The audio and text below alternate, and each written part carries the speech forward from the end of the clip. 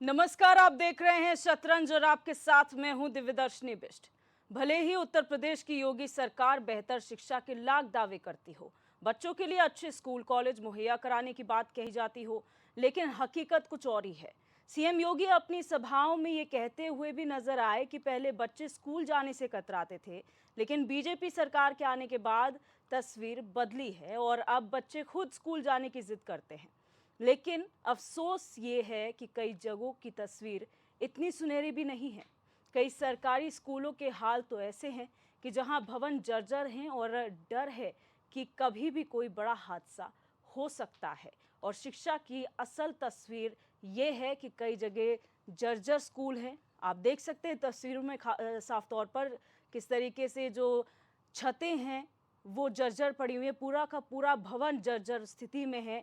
और ये वो जगह है जहां पर बच्चे शिक्षा ग्रहण करते हैं, जिसे शिक्षा का मंदिर कहा जाता है। इस मंदिर की हालत खंडर से भी बदतर है और ऐसे में जो शिक्षक हैं वो मजबूरन बच्चों को यहाँ पर पढ़ाते हैं और प्रशासन के हवाले से ये कहा जाता है कि हमारे संज्ञान में ये मामला है और हम कार्रवाई करेंगे, लेकिन उससे आगे इस पर कोई कार्रवाई नहीं की जाती है। यानी कि सिर्फ आश्वासन दिया जाता है, उसके इतर कोई काम नहीं किया जाता। और जब मुख्यमंत्री की तरफ से फटकार पड़ती है तब जाकर अधिकारी जो है हरकत में आते हैं और कहीं ना कहीं कार्रवाई होती हुई नजर आती है। लेकिन सवाल ये है कि जो योगी सरकार शिक्षा को बेहतर करने की बात कहती हो, हर घर तक शिक्षा पहुंचाने की बात करती हो, घर के हर बच्चे को शिक्षित करने की बात करती हो, कुपोषण से सुपोषित की ओर ले जाने की बात करती हो, वो योगी सरकार के राज में इस तरीके की तस्वीरें देखने को मिल रही हैं। और एक तस्वीर में तो यहाँ तक हाल है कि सुलभ शौचालय के बराबर भी स्कूल की क्लासें नहीं। आप तस्वीरों में साफ तौर पर देख सकते हैं, इससे बड़ा सुलभ शौचालय होता है जितना बड़ा ये 3 क्लासरूम्स हैं। आप अंदाज़ा लगाइए कि इन क्लासरूमों में बच्चे बैठते हैं, पढ़ाई करते हैं। अब वो बच्चे क्या पढ़ते हैं, कौन उन्हें पढ़ाता है, कितने शिक्षक हैं, ये सब जांच का विषय है। लेकिन उसी स्कूल के प्रांगण में एक मंदिर भी बनाया जा रहा है। आप दोनों में डिफरेंशिएशन कर लीजिए, दोनों का कंपैरिजन कर लीजिए और ये समझ में आ सकता है कि मंदिर को भव्य रूप दिया जा रहा है, लेकिन जो शिक्षा का मंदिर है वो सुलभ शौचालय मात्र भी नहीं है।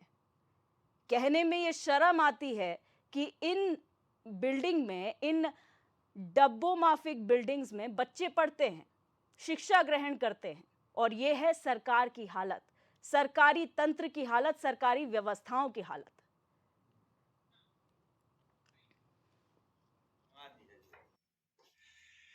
अभी तो गुरुजी ही बता पाएंगे कैसे चलाते हैं। इसकी स्थिति तो ये समझिए कि अपने पूरे होशदारी से बता रहे हैं। ऐसे 20-25 साल से यही खंडहर की ऐसे स्थिति ही स्थिति में चौरी मौलानी का ये प्रकरण है सर जी।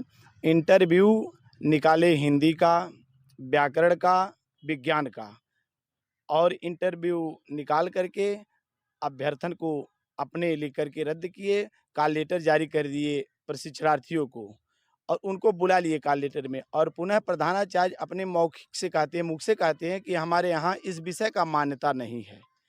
20 लोग यहाँ सुबह से शाम तक इंतजारी करके लौट गए, जो कुछ हुआ नहीं। ये उत्तर प्रदेश सरकार द्वारा जो इस विद्यालयों में नियुक्ति हो रही है, संस्कृत माध्यमिक विद्यालयों में, वो पूर्णतया भ्रष्टाचार से लिप्त है। इसमें विद्वान जो हैं उनको नहीं भर्ती कर रहे हैं, जो भी इंटरव्यू दे रहे हैं उनको नहीं ले रहे हैं, जो भी घूस दे रहा है, डोनेशन दे रहा है, उसको ले रहे हैं और किसी को कोई सुन नहीं रहे हैं। प्रिंसिपल है। तो यहाँ कितने स्टाफ हैं? 2 स्टाफ जी। एक स्वीकृत पद के अकॉर्डिंग हमने मांग किया कि हमारे यहाँ अध्यापकों की आवश्यकता है और इस इंफ्रास्ट्रक्चर जो है निर्माण करने का प्रयास है। आगे चल के उसका निर्माण कराया जाएगा। इसी के अध्यापक होंगे तो उसके निमित्त छात्र भी लाए जाएंगे आसानी से। इस बिल्डिंग को देखते हुए छात्रों की संख्या कम आती है। इस समय लोड 105 छात्र, पठन पाठन अब इसी में कराया जाता है। आई थिंक अगर आप इसकी स्थिति देखेंगे तो आप स्वयं इसमें मौत के मुंह में खड़े रहते हैं। वो तो है ही है। अब इसी में बैठा के करते हैं। कैसे? जैसे ऐसे जैसे कर पाते हैं, बैठ के फर्श पे बैठते हैं। जो गुरुकुल पद्धति का विद्यालय है, इस नाते से परंपरा के अनुसार फर्श पे बैठा के पढ़ाया जाए। भर्तियां का इंटरव्यू चल रहा है, अब इसके लिए विभाग की व्यवस्था है। का विवाद होने के नाते ये सारी स्थिति इसकी है।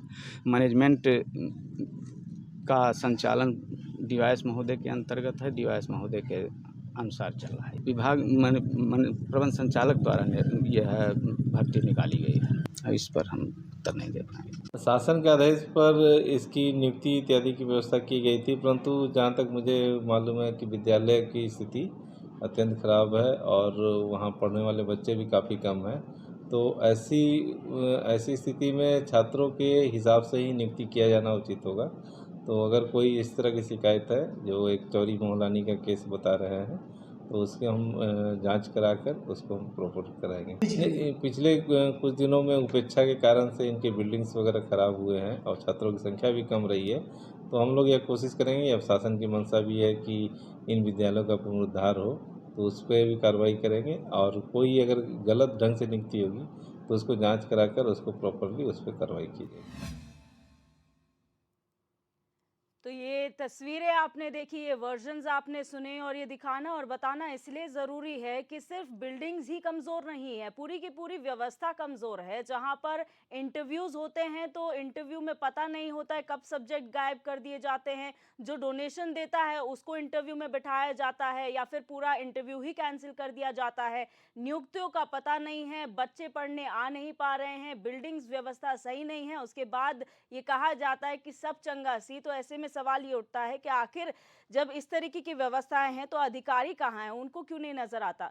इसी मुद्दे पर आज हम चर्चा करेंगे और तमाम मेहमान हमारे साथ जुड़ चुके हैं, उनका इंट्रोडक्शन आपसे करा देते हैं। हमारे साथ कैप्टन आई सिंह भाजपा प्रवक्ता जुड़ चुके हैं, हमारे साथ तौकीर आलम कांग्रेस प्रवक्ता फोन लाइन पर हैं, और चंचल कुमार सपा प्रवक्ता हमारे साथ लाइव जुड़ चुके हैं। आप सभी मेहमानों का इस चर्चा में जुड़ने के लिए बहुत स्वागत है। सबसे पहले कैप्टन जी, मैं आपके पास आऊंगी। शिक्षा का ये स्तर है, योगी सरकार ये कहती है हम बेहतर शिक्षा व्यवस्था दे रहे हैं बच्चों को, हर घर के बच्चे को शिक्षा मिलेगी, लेकिन तस्वीरें आप भी देख रहे हैं। क्या आप सहमत हैं इस बात से कि जो योगी सरकार की मंशा है वो धरातल पर पहुंच रही है? अलग नहीं है, मगर योगी सरकार में ऐसा असंभव है कि इस तरह की कुरीतियां दिखाई दे, फिर भी है। तो मैं यही कहूंगा कि वहाँ के क्षेत्र का विधायक कौन है उसका भी दायित्व बनता है, वहाँ की जनता का भी दायित्व बनता है कि अगर आपकी बात वहाँ का नेता नहीं सुन रहा है तो आप वहाँ के डीएम के पास जाइए। अगर डीएम भी नहीं सुन रहा है तो आप सीधे जाके योगी जी से मिल सकते हैं। डेली जनता दरबार लगाया जाता है, आप अपनी बात रखिए, बिल्कुल सुनवाई होगी, क्योंकि योगी जी इन चीजों में ढील तो देते ही नहीं है जी। अगर ऐसी कोई कुरीतियां हैं कि उनकी निगाह से दूर है, वहां तक नहीं उनको पहुंचाया गया है, वहां तक उनको नहीं बताया गया है कि इस तरह के भी हालात हैं, तो मैं बिल्कुल वहां की जनता से ये कहूंगा कि या तो आप खुद उस चीज में जो है ना इतने लेजी हो चुके हैं, जो चल रहा है चलने दो। अगर ऐसा चल रहा है, आप थोड़ा भी सक्रिय हैं, बिल्कुल आप डीएम तक जा सकते हैं, आपको मिलने से कोई नहीं रोकेगा।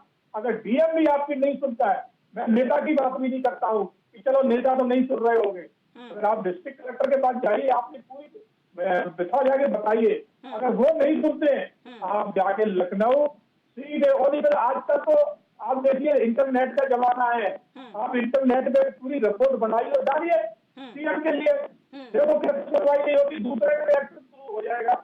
लेकिन सिंह साहब, अगर अधिकारी आपकी सुनेंगे नहीं तो जनता जाएगी कहाँ? आप ये देखिए कि हम लगातार इस तरीके की तस्वीरें दिखाते हैं, आप इंटरनेट की बात कर रहे हैं, मीडिया से लेकर सोशल मीडिया तक बार बार इस तरीके की तस्वीरें सामने आती है। जब अधिकारी नहीं सुनते हैं, सिर्फ एक लाइन कही जाती है, मामला संज्ञान में आ चुका है, कार्रवाई होगी, लेकिन क्या कार्रवाई होती है वो आज तक पता नहीं चला है। ऐसे में क्या करे जनता? मैं वही आपको बताना चाह रहा हूँ कि अगर अधिकारियों का अगर इस तरह का बिहेवियर है तो अधिकारियों से भी आगे रास्ता है।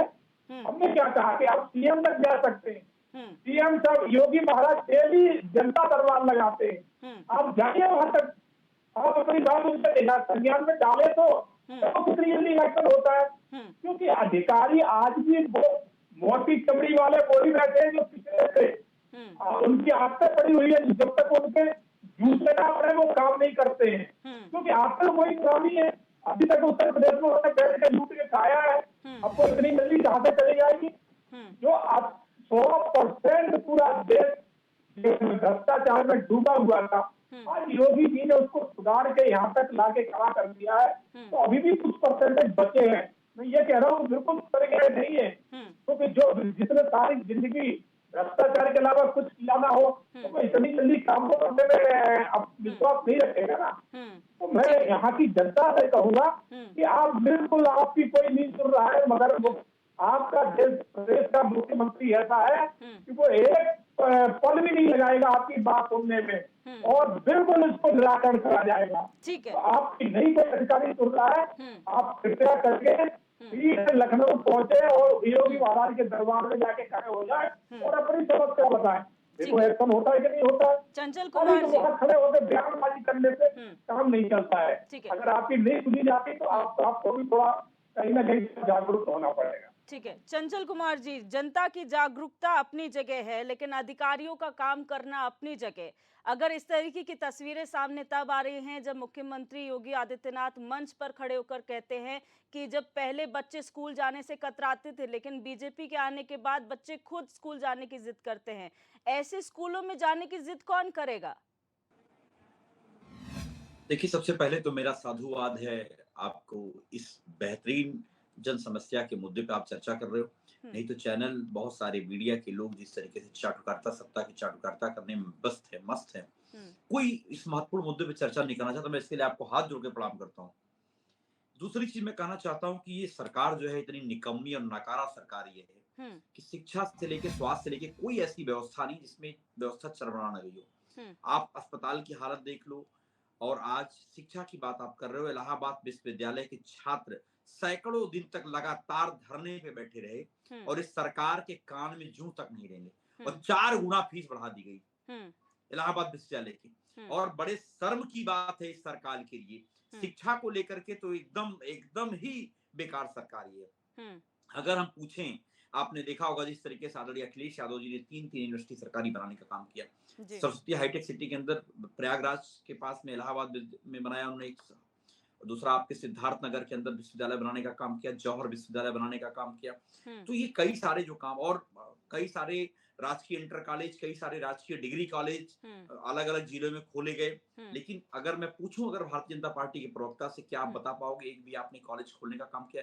हमारे आजमगढ़ में एक यूनिवर्सिटी का शिलान्यास ये लोग 3-4 साल पहले करके आए हैं, और आप बिलीव नहीं करोगे, जो पत्थर लगाए थे, जो संगमरमर वाला, वो पत्थर भी बेचारा किनारे हो गया, गिर पड़ गया है।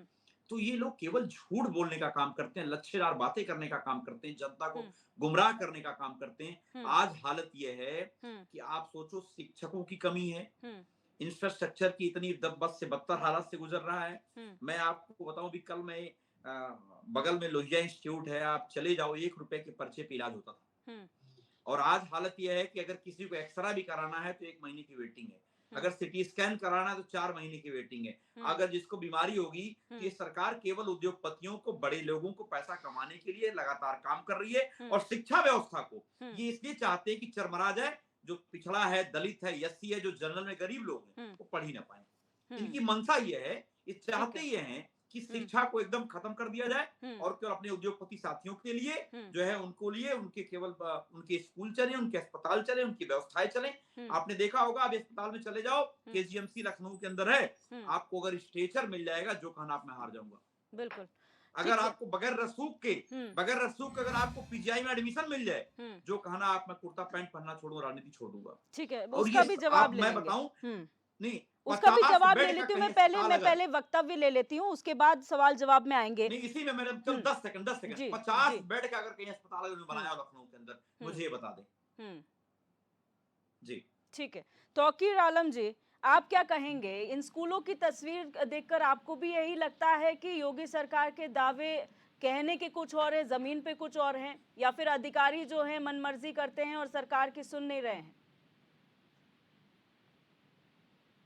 तौकीर जी, आप सुन पा रहे हैं मुझे? तो लगता है संपर्क उनसे नहीं हो पा रहा है। फिलहाल सिंह साहब, आप ही के पास आऊंगी। आप लोगों का जो सरकार का 2022-23 का बजट था सिर्फ शिक्षा के लिए, अगर मैं गलत नहीं हूं तो 4000 करोड़ रुपए की व्यवस्था आप लोगों ने की है। 4000 करोड़ की व्यवस्था, सिंह साहब, अगर 4000 करोड़ की व्यवस्था में ये स्कूल ऐसे चल रहे हैं तो फिर आप ये बताइए जीरो टॉलरेंस की नीति कहाँ है? सवाल इसलिए उठता है, सरकार की मंशा खराब नहीं है, लेकिन जो काम है, जो एडमिनिस्ट्रेशन करता है काम, उसका सवाल उस पे उठता है कि आखिर या तो बहुत ही बेलगाम अफसरशाही हो गई है कि कंट्रोल में ही नहीं है, आप कुछ कर लीजिए, और या फिर मामला कुछ और है। आपकी बात की मैं आपसे बिल्कुल सहमत हूँ कि अफसरशाही वो पुरानी अफसरशाही है जो काम करना जानती नहीं थी सिवाय भ्रष्टाचार के अलावा। अब उससे जो है ना झूठे मांगे काम कराया जा रहा है तो वो बेमन से करते हैं, और जब तक नहीं करते हैं जब तक उनके सर पर जूता ना पड़ जाए। तो उनके मौलिक की अपनी बातें हो चुकी है ना कि पहले सरकारें भी ऐसी हुआ करती थी जिन्हें काम से कोई मतलब नहीं होता था। तो आप जितना लूट सकते हो लूटो और हमें भी, हमारे पास भी पहुंचाओ। मगर अब वो कहीं ना कहीं जहाँ मौका मिलता है तो ये ऐसी हरकतें जरूर करते हैं। मगर सरकार बिल्कुल अपने काम में कहीं से कहीं कमी नहीं है। अगर सरकार के संज्ञान में ये चीज आई है, बिल्कुल इसके ऊपर एक्शन होगा। और इसके कौन जिम्मेवार है, इसके पीछे कौन अधिकारी है, निश्चित होता है कि शिक्षा को वहां ठीक से नहीं चलने देना चाह रहे, उनको भी बख्शा नहीं जाएगा। आप निश्चित रहिए, क्योंकि योगी जी इन चीजों को कभी बर्दाश्त नहीं कर सकते, और ना ही भारतीय पार्टी का ये, भारतीय जनता पार्टी का ये एजेंडा है। हमारा तो एजेंडा ये है कि हर घर बच्चा पढ़ने जाए और अच्छी से अच्छी शिक्षा हासिल करे, और उसके बाद भी अगर हमारी योजना में कोई अधिकारी अगर इस तरह का फलीसा लगाने का काम कर रहे हैं उनको बख्शा नहीं जाएगा। मगर मैं ये फिर एक बार वही कहूंगा कि वो जनता को भी थोड़ा जागरूक होना चाहिए। अगर आपके अधिकारों में कहीं अड़चन क्षेत्रीय अधिकारी आपके डाल रहे हैं तो आप चुप मत बैठिए, अपनी आवाज को उठाइए और सरकार तक पहुंचाइए जब तक सरकार तक पहुंच ना जाए। हो सकता है कि जो आपके यहाँ स्कूलों की ये हालत है वो सरकार तक पहुंची ना हो, अधिकारियों ने बीच में ही दबा के रखा हो, क्योंकि अधिकारियों की स्थिति सभी जानते हैं। उनके यहाँ छापे पड़ते हैं तो कितना भर के तोड़ निकलता है। तो यह भ्रष्ट अधिकारी है, और ये हमारी सरकार नहीं है, ये पिछले कार्यकाल में इनका कार्य ही यही था, काम ही यही था, क्योंकि सरकारें चाहती यही थी कि काम मत करिए, आप जितना लूट सकते हो लूट लीजिए। अब उनको थोड़ा काम करना पड़ रहा है, अब उनको काम करना पड़ रहा है तो उनको थोड़ा मुश्किल खड़ी हो रही है, तो फिर भी वो सरकार से कहीं ना कहीं इस तरह का माहौल बनाते हैं कि हम लूटते रहे, सरकार से भनक भी ना लगे। तो जनता सबसे एक बात अनुरोध करूंगा कि आपके यहाँ अगर ऐसा कुछ गलत हो रहा है, बिल्कुल सरकार आपके साथ है और ऐसे अधिकारियों को बख्शा नहीं जाएगा, ऐसे अधिकारियों को तुरंत लूट पे लगा दिया जाएगा। आऊंगी सर, आपके पास भी आऊंगी। कांग्रेस प्रवक्ता तौकीर आलम हमारे साथ एक बार फिर जुड़ चुके हैं। सर, अगर आप मुझे सुन पा रहे हैं, आपसे मेरा सवाल ये है कि जो परिस्थितियां स्कूल की बनी हुई हैं उत्तर प्रदेश में, उसके पीछे की वजह क्या मानते हैं? क्या आप ये मानते हैं कि सरकार के दावे कहने के कुछ और धरातल पे कुछ, या फिर अधिकारी बेलगाम हैं और वो कुछ भी कर रहे हैं? देखिए, वर्तमान सरकार भाजपा की सरकार है,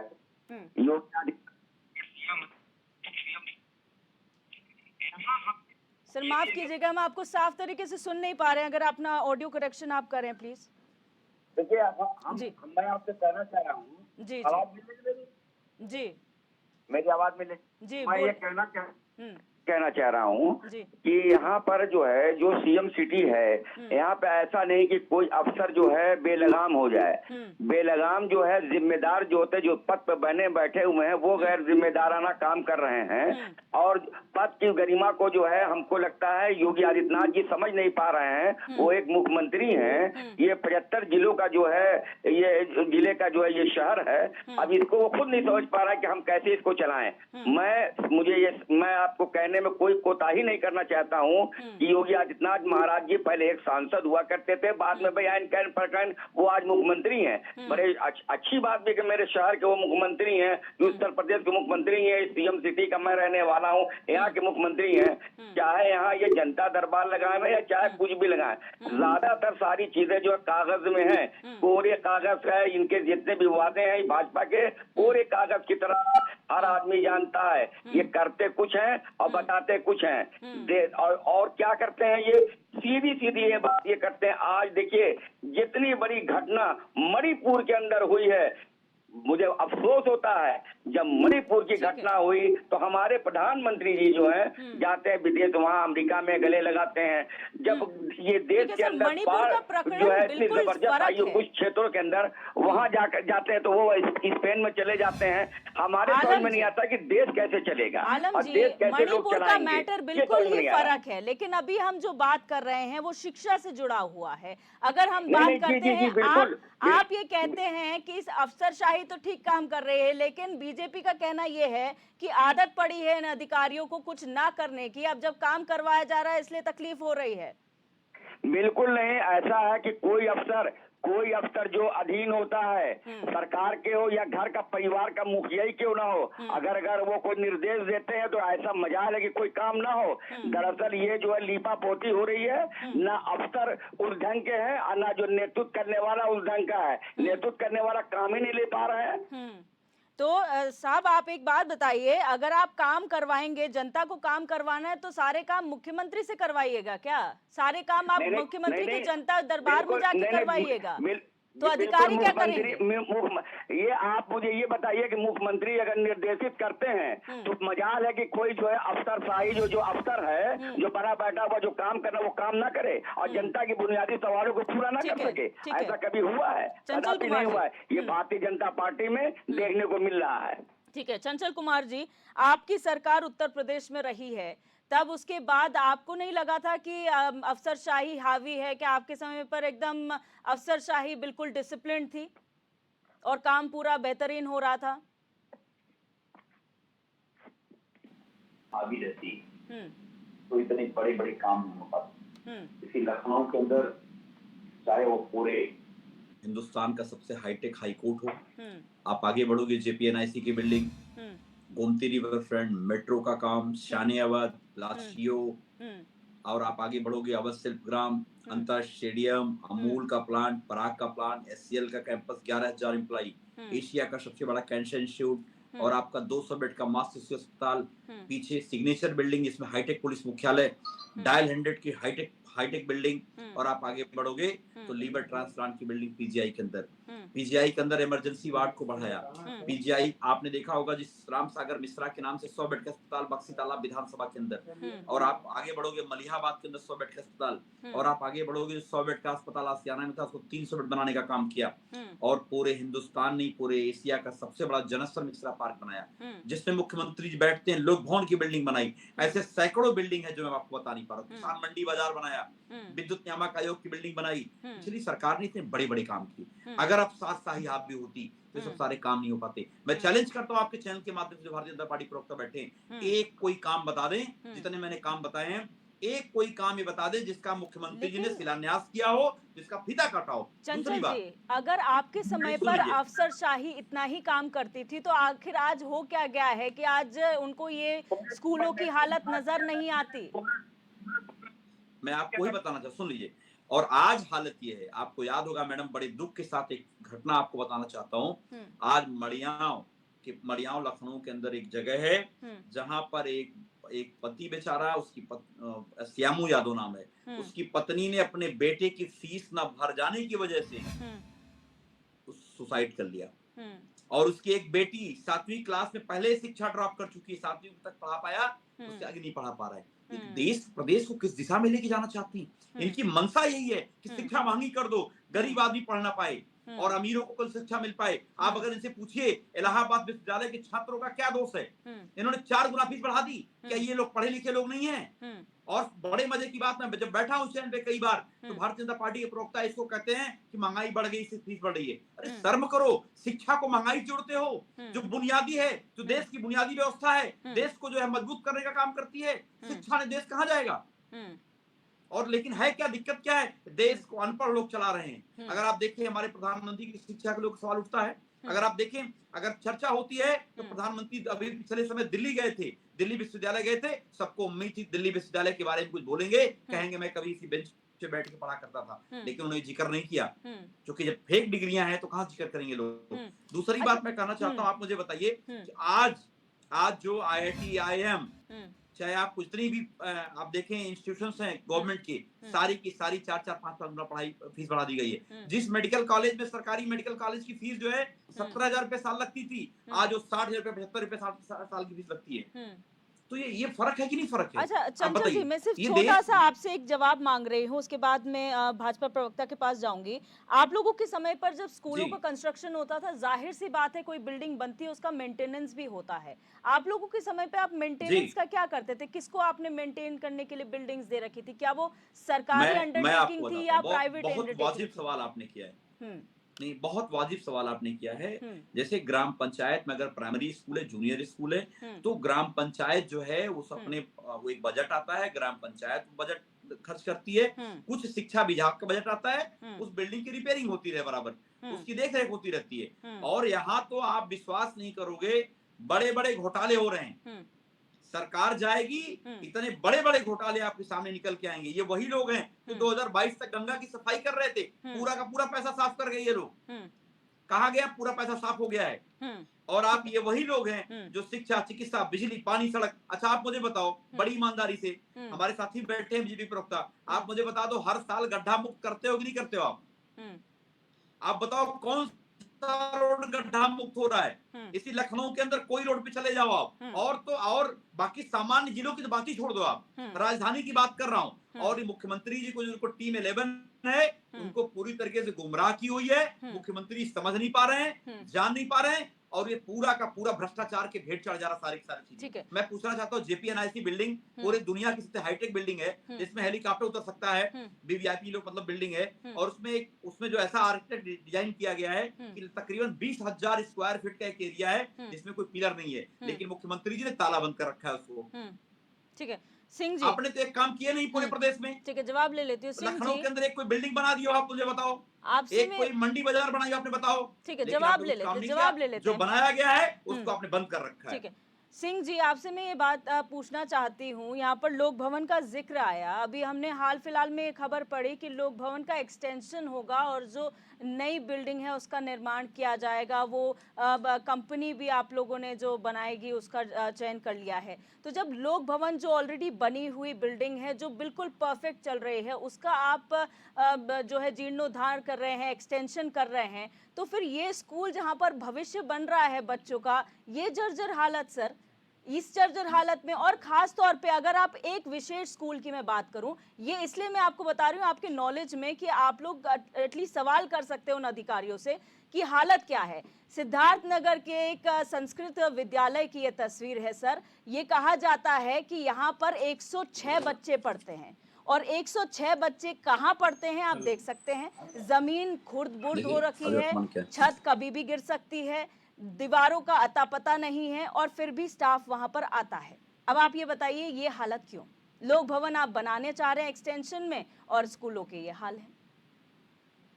अभी समाजवादी के बता बड़े लंबी बातें फेंक रहे थे कि हमने ये भवन बना दिया, ये बिल्डिंग बना दी, हमने ये स्कूल बना दिए, ये हमने कॉलेज बना दिए, और इसके बावजूद भी जनता ने इन्हें नकार दिया। एक बार नहीं 2 बार नकार दिया। निगम में इन्हें नकार दिया, पंचायत में इन्हें नकार दिया। 17 के सुना मैं बीच में बोलता हूँ, 17 के 17 निगम में एक भी निगम के पास नहीं गया, हमारे पास है। उससे पहले कांग्रेस के आए बड़ी भीखे मारते हैं, इनकी नेता आएगी वो लड़की है, लड़ सकते हैं, मर्यादा नहीं होती है। तो इससे पहले कांग्रेस के प्रवक्ता आए थे तो वो बड़ी बातें कर रहे थे, और उनकी नेता ने भी चुनाव में बड़ा नारा दिया था कि लड़की है, लड़ सकते हैं, और उन्हें मिला क्या? कुछ भी नहीं।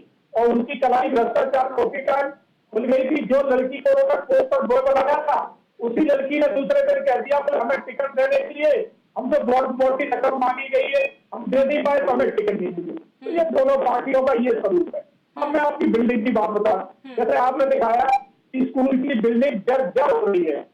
क्या 5 साल में कोई बिल्डिंग जर्जर हो सकती है? ये तो जर्जर होगी तो पुरानी होगी, जो पहले सरकारें थी इन्होंने उसका कुछ कराया ही नहीं होगा। हाँ, ये मानता हूँ कि 5 साल में हो सकता है उसका मेंटेनेंस जो होना चाहिए वो नहीं हुआ होगा, मगर जर्जर फिर भी नहीं हो सकती। मेंटेनेंस होता है उसपे रण रोगन का, खुदाई कराने का, छोटी मोटी टूट फूट का, कोई लाइट खराब हो गई तो उसको ठीक कराने का। मगर अगर छत गिरने वाली है तो वो 5 साल की बिल्डिंग नहीं हो सकती, 5 साल में बन के तैयार हुई हो और टूट गया है। तो ये इनको बताना चाहिए कि आपकी सरकार ने ये कैसा स्कूल बनवाया था, जर्जर हो चुका है बिल्कुल। इसका मतलब उसमें भ्रष्टाचार हुआ बहुत ज्यादा। लेकिन तो सिंह ये साहब, अगर बड़ी-बड़ी किसी बातें किसी सरकार ने कुछ बनाया है, कुछ निर्माण किया है, तो आगे आने वाली सरकार का काम है उसे मेंटेन करवाना। अगर आप लोग नहीं करवा पा रहे, कमी तो कहीं होगी ना सर। ऐसा नहीं हो सकता कि हम किसी एक पर ही इल्जाम लगाएं। चलिए माना उनके समय पर ऐसा स्कूल बनवाया गया था, इस हालत में तभी तो वो विपक्ष में बैठे हैं। अगर जनता उनको इतना ही काम का समझती तो शायद आज वो सरकार में होते। लेकिन आप पे अगर विश्वास जताया है तो आपको कुछ तो फर्क इनसे करना पड़ेगा ना। बिल्कुल, हम इसमें बिल्कुल अपनी जिम्मेवारी ले रहे हैं। ये अगर ऐसी कहीं भी गलती हो रही है, उस गलती को हम बर्दाश्त नहीं करेंगे और इसमें जो भी दोषी होंगे उनको बख्शा नहीं जाएगा। मोदी और योगी शासनकाल राज्य में इस तरह के कृत्य बिल्कुल बर्दाश्त नहीं कर पाएंगे। जो भी भ्रष्टाचारी है, जो भी भ्रष्टाचार के पीछे है, जो भी इस स्कूल के जर्जर होने में जिनका हाथ है, बिल्कुल नहीं बख्शा जाएगा। सर वही एक चीज छोटा सा और एडिशन में आप पे कर दूं। आपने मोदी और योगी का नाम लिया। योगी जी मुख्यमंत्री हैं, मोदी जी प्रधानमंत्री हैं। आप दो नाम लेके पूरी सरकार नहीं चला सकते सर। उनके अलावा एमपीज हैं, एमएलएज हैं, उनका क्या काम है? अगर जनता सिर्फ मोदी जी के नाम पे ही बोलेगी हमारा काम कर दो, सीएम के नाम पे ही बोलेगी हमारा काम कर दो, फिर एमपी एमएलए रखने का फायदा क्या है? आप पूरी कैबिनेट क्यों चुनते हैं? इसीलिए चुनते हैं, सबका अपना रोल है। लेकिन यहाँ पर सब मोदी के नाम पे और योगी के नाम पे अपना काम निकलवा लेते हैं। जनता गई अब साइड में। बिल्कुल, हमने ये कहा है कि मोदी योगी के नेतृत्व में जो काम हो रहा है, सरकार तो पूरी काम करती, कोई एक काम नहीं करता, मगर किसी का नेतृत्व तो होता है। नेतृत्व करता तो एक ही होता है, पूरी सरकार तो नेतृत्व करेगी नहीं। वो मेरा कहने का मतलब वो है कि इनके नेतृत्व में अगर ऐसा कहीं कोई कमी पेशी आ रही है, ऐसा कुछ हो रहा है, तो उसे बख्शा नहीं जाएगा। बिल्कुल नहीं, हम ये नहीं कह रहे कि ऐसा वहां नहीं होगा, बिल्कुल होगा, मैं इस बात को मानता हूँ, मगर इसके दोषी होंगे उनको बख्शा नहीं जाएगा। अब मैं एक थोड़ा सा उदाहरण देना चाहूंगा। इलाहाबाद में जब जगह पड़ती है शंकरगढ़ थाने में एक एसएचओ भी नहीं है, एएसआई सब इंस्पेक्टर। वो उसने क्या किया, दो पार्टी वहां पर जो है ना आपस के झगड़े में लड़के आई, एक पार्टी से 50,000 रुपए ले लिए और दूसरी पार्टी जो पिटी थी वो आई, उसको मां भगा दिया, बोले जाइए नहीं तुम्हारे खिलाफ और मुकदमे बना दूंगा। मतलब वहाँ उसको करना चाहिए तो दोनों न्याय की बात करना चाहिए, मगर जो पिटे उन्हीं को मुकदमा डाल दिया तो 50,000 रुपए ले ले। अब जो वो हमारे पास संज्ञान में आया तो मैंने कहा क्यों ऐसा क्यों हो रहा है? तो हमारा क्षेत्रीय नेता समाजवादी का है और वो समाजवादी नेता से खुला हुआ है, इसलिए वो धोख देता है और वो नेता से पास पहुंच जाता है। मैंने 2 मिनट में संज्ञान लिया और इलाहाबाद एसपी को बताया कि ऐसा आपने बिठा रखा है, दूसरे दिन उसको सस्पेंड किया गया। तो ये इस तरह की पुरानी मानसिकता के लोग अभी बैठे हैं, चले नहीं रहे। यही तो बात है सर, आप कार्रवाई करने पे आएंगे तो बहुत लोग अपनी नौकरी से हाथ धो बैठेंगे। इतना करप्शन इस वक्त अभी भी है। जीरो टॉलरेंस अगर 100% पे आ जाए तो शायद कोई भी अधिकारी अपने जहां पर बैठा है वहां पर ना रहे और ट्रांसफर पे ट्रांसफर हो या फिर कार्रवाई पे कार्रवाई हो। बहरहाल तौकीर आलम, आपके पास आऊंगी। जब सरकार बजट जारी करती है और खासतौर पर शिक्षा की जहां पर बात आती तो ये उम्मीद की जाती है कि जो बजट जारी किया जा रहा है सरकार की पूरा मंशा अनुरूप उसका इस्तेमाल किया जाए। लेकिन अगर ऐसा नहीं होता तो इसका जांच करना भी तो अधिकारियों का काम है। तो अधिकारी की जांच अधिकारी करेंगे तो फिर कैसे एक्सपेक्ट किया जा सकता है कि कोई रिजल्ट निकलेगा? मैडम हमारी आवाज मिल रही है? जी बिल्कुल सर, आपकी आवाज आ रही है। देखिए, पहली बात आप ये कहना चाहते हैं कि अगर आप शिक्षा की बात कर रहे हैं, शिक्षा संस्थाएं जो सरकारी हैं उसको बढ़ावा देना चाहिए, आपने नहीं दिया। अभी आपने कहा उन्होंने ये बनाया, वो किया, ऐसे किया, वैसे किया, इससे काम नहीं चलता है। आम जनता को, आम लोगों को, गरीब से गरीब लोगों को शिक्षा मिलनी चाहिए, वो व्यवस्था सरकार को करनी चाहिए, वो व्यवस्था पे व्यवस्थित होनी चाहिए। कई सरकार इससे दूर है। दूसरी चीज में फायदा पहुंचाने की बात करते हैं कि जो हमारी सरकार ने ये किया, ये फायदा पहुंचाना, फायदा नहीं। इनके गवर्नमेंट में बहुत से लोग जो देश का पैसा दे के भाग गए हैं, उनको तो इन्होंने माफ कर दिया, और उनको उन्होंने माफ कर दिया, कैसे माफी कर दिया, उनसे कोई चीज वसूली नहीं हो पाई। और वो अगर ये बात को करते हैं कि बहुत सा विकास किया, तो ठीक है विकास किया, विकास के साथ देश की जो धरोहर थी, LIC से लेकर रेलवे से लेकर जितनी भी चीजें हैं सब तो बिक गई हैं।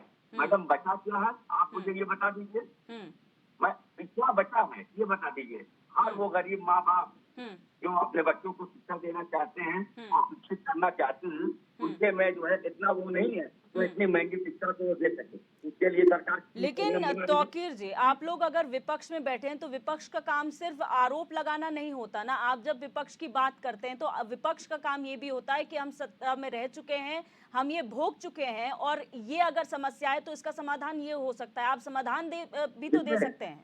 मैं बता दूं, मैं भी गवर्नमेंट में रह चुका हूँ, मैं गवर्नमेंट को देख चुका हूँ।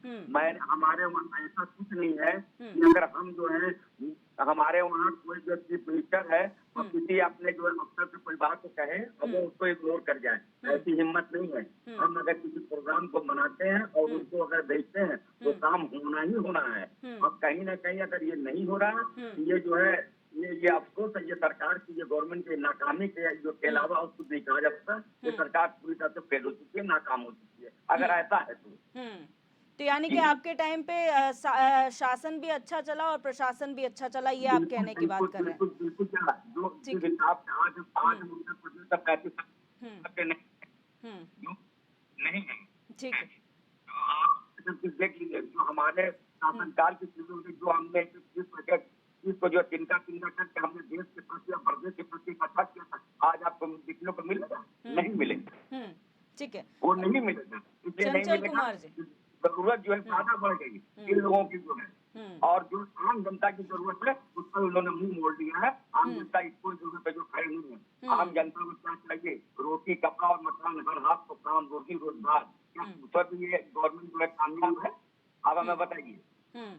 ठीक है, चंचल कुमार जी, अगर आप लोगों के कार्यकाल में, चाहे वो कांग्रेस हो या सपा हो, अगर सब कुछ ठीक था, यानी कि बीजेपी के आने के बाद जिन्होंने जीरो टॉलरेंस की नीति की बात की कि जीरो टॉलरेंस करप्शन के खिलाफ, कुछ भी गलत हो जीरो टॉलरेंस, तो फिर ये तो बहुत ही बड़ी बात हो गई, बहुत ही गलत बात हो गई कि जीरो टॉलरेंस की बात करने पे ही सबसे ज्यादा भ्रष्ट अधिकारी हो रहे हैं। आप लोगों के समय पे सब ठीक था, जबकि आपने तो जीरो टॉलरेंस की बात भी नहीं की थी।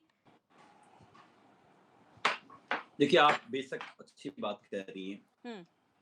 आप एक चीज समझना पड़ेगा, मैंने अपने साथी पैनलिस्ट से इतने सवाल पूछे, इनके पास एक भी जवाब नहीं था। मैंने पूछा कि आप कोई एक काम बता दो जिसका आपने लखनऊ में कुछ शिलान्यास किया, इसका आपने फीता काटा हो, एक जवाब नहीं दे पाए। मैंने इनसे पूछा कि आप कोई यूनिवर्सिटी बनाए हो पूरे प्रदेश में, मुझे एक बता दो, एक जवाब नहीं दे पाए। कोई आप राजकीय इंटर कॉलेज बनाए, कोई डिग्री कॉलेज बनाए हो, आप वो बता दो। कोई अस्पताल 50 बेड का भी इसी लखनऊ के अंदर लोगों को बेड नहीं मिल रहे थे कोरोना पीरियड में, लोगों की आहें और चीखें देख करके यदि सरकार नहीं सीखी है तो कहीं ठिकाना नहीं लगने वाला है। सरकार को एक घमंड है कि हम आजीवन के लिए सत्ता में आ गए हैं, तो गलतफहमी है, यही जनता उठा के फेंकने का भी काम करेगी। दूसरी बात मैं कहना चाह रहा हूँ कि एक चीज बड़ी समझने की जरूरत है। आपने कहा कि ये काम हुआ, वो काम भ्रष्टाचार हुआ, चलो माना हमने भ्रष्टाचार किया, हमने काम किया। अरे आप तो भ्रष्टाचारी नहीं हो, सबसे ईमानदार और हरिश्चंद्र हो, तो काम डबल होने चाहिए। पैसे जा कहां रहे हैं? ये पैसे जा कहां रहे, समझने की बात है कि नहीं समझने की बात है? आप मुझे बताओ, अगर आप आरोप लगाते थे कि मोरंग में चोरी होती थी, खनन में चोरी होती थी, सामान्य आदमी को 25 रुपए, 26 रुपए, 30 रुपए तक मोरंग मिल जाया करता था। आज आप ईमानदार सरकार हो, आप 72 रुपए, 75 रुपए, 80 रुपए मोरंग मिल रहा है, इनको पता अच्छी तरीके से। लेकिन ये झूठे लोग हैं, ये केवल जनता को गुमराह करने का काम करते हैं। और ये गुमराह के अलावा भी देखिए, आज प्रधानमंत्री का वक्तव्य मैं सुन रहा था, बड़ी मुझे हंसी आ रही थी। और सोच रही प्रधानमंत्री पे पद पे बैठा हुआ व्यक्ति अगर इस तरीके से बातें करता है तो हास्यास्पद है। प्रधानमंत्री ने कहा कि ईस्ट ऑफ इंडिया भी हिंदुस्तान में लूटने के लिए आई थी, इसीलिए इन लोगों ने इंडिया नाम रख करके लूटने का काम करेंगे। अरे आप सोचो क्या बोल रहे हो। और आपने ही स्टार्टअप इंडिया नाम रखने से, इन्होंने कहा नाम ठीक है, इंडिया, आपने डिजिटल इंडिया, न जाने क्या क्या इंडिया ने बनाया। लेकिन और दूसरी बात लेकिन चंचल कुमार जी, लेकिन उनका बीजेपी प्रवक्ता का ये भी कहना था कि जो स्कूलों की हालत हुई है वो कोई 4-5 साल में नहीं हो सकती है। आप लोगों के समय पर ये हालत हुई होगी। आप मुझे बताओ, मैंने सिंपल सवाल किया ना, चलो मानो हमने नहीं कुछ किया, आप बताओ तो आपने क्या किया है? मैंने तो आपके सामने मैंने कई सारे काम बताए। मैंने आपको बताया कि हम लोगों ने ये काम किए, बिल्कुल। लेकिन आप कोई एक काम बता दो, एक यूनिवर्सिटी बता दो, एक कॉलेज बता दो, एक अस्पताल बता दो, नहीं बता पा रहे हो। इसी लखनऊ के अंदर मैं जगह बता रहा हूँ मैडम, आप नोट कर लीजिए, अपने किसी फोटोग्राफर को भेज दीजिएगा, कम से कम 200 एम्बुलेंस चल रही है। एम्बुलेंस किसान पथ देवा रोड के पास में, फैजाबाद देवा रोड के बीच में, टाटा टेल्को के पीछे आप देखेंगी 200 एम्बुलेंस चल रहे हैं पिछले 4-5 सालों से। ये कौन लोग हैं? ये देश प्रदेश को किस दिशा में लेके जाना चाहते हैं? ये बर्बादी के अलावा कुछ नहीं करने वाले हैं। लेकिन सर्व शिक्षा अभियान की जैसी योजनाएं तो ये लोग लेकर आए ना। सर्व शिक्षा अभियान जैसी योजनाएं, स्कूल चलो जैसी योजना, ये भारतीय जनता पार्टी द्वारा लेकर आई गई है। का भी नारा देते हैं, लेकिन क्या बेटियां बच रही हैं? आप मुझे बताइए ना। आज बताओ, हिंदुस्तान के इतिहास में ऐसा पहले कब हुआ था? एक राज्य जो है तकरीबन 80 दिन से जल रहा है और वहाँ पे बहन बेटियों के साथ जो घटना हो रही है कितनी शर्मसार करने वाली है। और प्रधानमंत्री जी जो है कभी छोटी छोटी घटनाओं पे आए दिन खड़े हो जाते थे, आज केवल और केवल 2 शब्द नहीं बोलना चाहते। 80 दिन लग गए इनको बोलने के लिए, मणिपुर का मां बोलने के लिए। आप मुझे बताइए ना। लेकिन यही बात तो हम जानना चाह रहे हैं कि ये जो बातें की जाती हैं, बड़ी बड़ी मंच से बातें की जाती हैं। चंचल कुमार जी, घटना हो गई और प्रधानमंत्री जी मणिपुर के बारे में बोलना नहीं चाहते। और बड़े बड़े, और देखिए कितनी गर्व की बात इस देश के लिए है कि संसद भवन पिछले कई दिनों से नहीं चल पा रहा है। प्रधानमंत्री जिद खाए पड़े हैं कि मुझे नहीं बोलना है, मणिपुर का मैं नहीं बोलूंगा लोकसभा के अंदर। क्यों नहीं बोलेंगे आप तो कहते थे कि मैं जनता का नौकर हूँ, मैं चौकीदार हूँ। कैसे चौकीदारी आप कर रहे हो? क्या चौकीदारियां हो रही है? बताओ, 75 दिन बाद आम जनता को मालूम चलता है कि वहाँ पे 2 बेटियों के साथ टर्मिनोलॉजीज हैं जो आप लोगों को समझ में आती हैं, आप लोग अपने हिसाब से इसका इस्तेमाल करते हैं। ये हमें नहीं लगता कि ये जो नॉर्मल जनता के हिसाब से टर्मिनोलॉजीज यूज हुई हैं कभी, या उनके कभी किसी काम आई हैं। लेकिन चंचल कुमार जी, हम ये जानना चाहते हैं कि जो बड़ी बड़े तमाम योजनाओं का बखान किया जाता है स्टेज पर या कहीं भी पब्लिक प्लेटफॉर्म में, जब बात आती है धरातल पर उतरने की, तो आखिर ये कहाँ चली जाती हैं? आपकी सरकारों में भी बहुत मैडम, हम लोगों ने धरातल पे उतर के दिखाया है।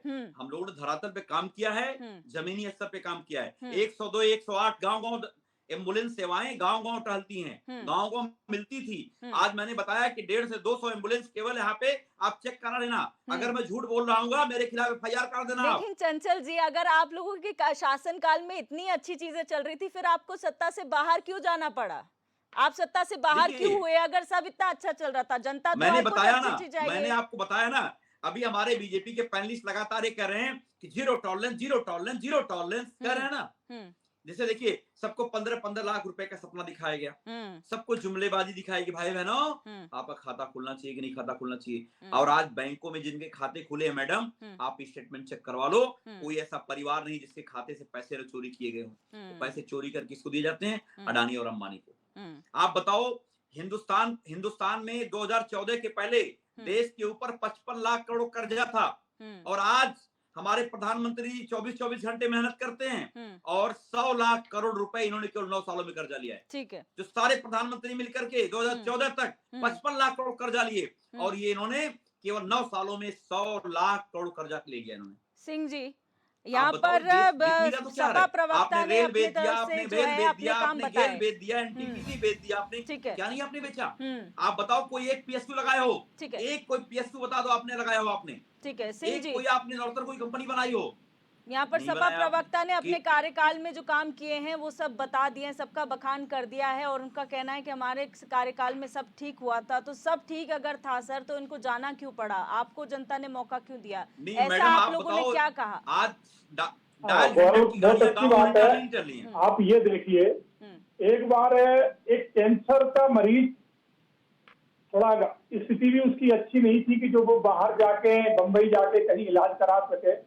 उत्तर प्रदेश गोंडा का रहवासी था, तो वो किसी ने उसको रास्ता दी कि आप जो है ना योगी दरबार में जाएं और वहां से आपको बिल्कुल सोल्यूशन मिलेगा और सहायता भी मिलेगी। तो वो योगी दरबार में कैंसर मरीज उसके परिवार के साथ आके पहुंचा। तो योगी जी ने जब उसके पेपर देखे, सुने अकुलाए ना, तो जब योगी जी ने पेपर देखे तो वहाँ साथ में जो है ना जो अधिकारी खड़े हुए थे, मेडिकल के भी थे, उनसे कहा कि अखिलेश शासन काल में लखनऊ में एक कैंसर हॉस्पिटल बनाया गया था, आप संज्ञान लें और इनको वहाँ भेजे और एडमिट कराए। तो उन अधिकारियों ने क्या कहा, बोले साहब हॉस्पिटल का उद्घाटन तो हुआ था। तो बोले उद्घाटन हुआ तो चल भी रहा होगा।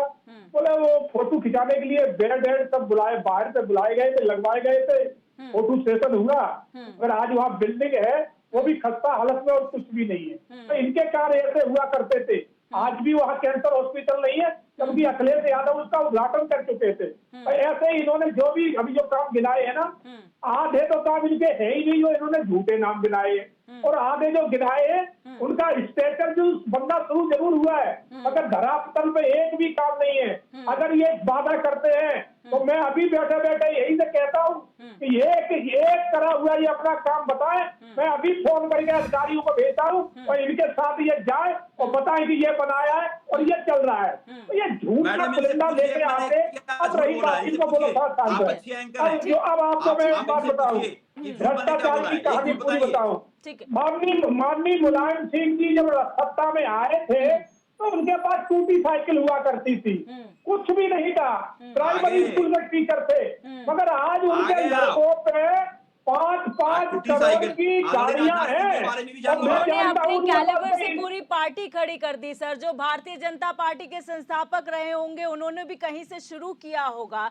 ऐसी ही पार्टियां हमारे देश में शुरू होती हैं, लेकिन बात यहाँ पर सर पता है थोड़ी सी सिंह जी हमारे देश में डेमोक्रेसी है, लोकतंत्र है, इसीलिए सबको बोलने की आजादी है। लेकिन जब बात आती है आप लोगों से जवाब मांगने की, तो आरोप प्रत्यारोप के अलावा हमको शायद ये ठोस कोई जवाब आप लोग भी नहीं कह सकते कि अभी स्थिति सब कुछ ठीक है। आप लोग जीरो टॉलरेंस की बात करते हैं, जीरो टॉलरेंस का मतलब अधिकारी सर, आप आज भी मैं यहाँ से गारंटी देती हूँ आपको, गारंटी सर।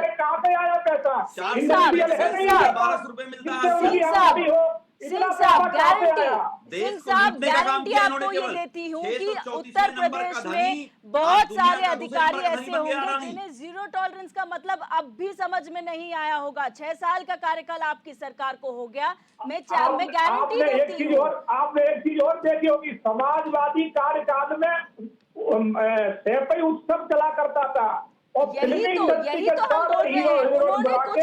उन्होंने कुछ गलतियां की जिसका खामियाजा उन्होंने भुगता है।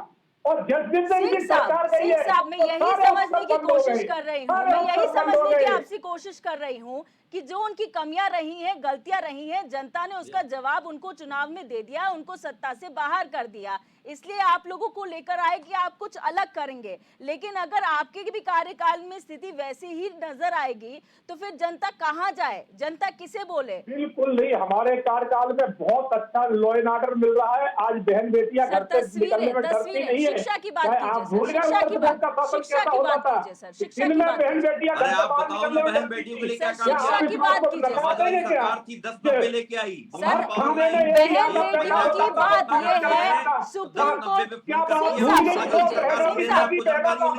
सिंह साहब सुन लीजिए, बहन बेटियों की सुरक्षा की बात अगर आप करते हैं, माननीय सुप्रीम कोर्ट जब मैं बोल रहा हूँ तो मेरी बात तो सुन ले। सिंह साहब बात कब कहेंगे? आप भूल गए सगी बहनों का बलात्कार हुआ था, उनकी डेड बॉडी पेड़ पर टंगी मिली थी, और जब उस पर चर्चा हुई तो उनके नेता ने क्या कहा था, लड़के हैं